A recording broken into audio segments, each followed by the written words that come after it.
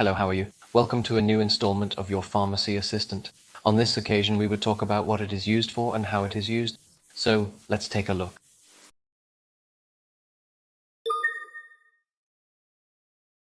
Were you prescribed Dorixina Relax and have questions about how to take it? Today I'm going to explain it to you in detail. Dorixina Relax is a medication that combines two active ingredients, 125 milligrams of clonixinate de lysine and 5 milligrams of chlorhydrato cyclobenzaprine. Its goal?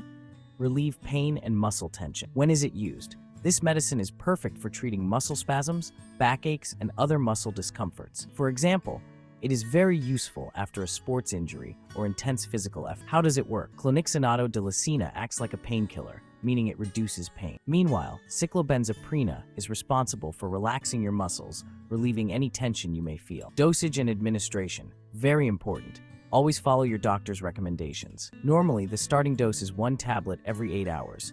Do not take more than 3 tablets a day, unless your doctor tells you otherwise. Attention! Do not use this medicine for more than a week without consulting your doctor. And the side effects?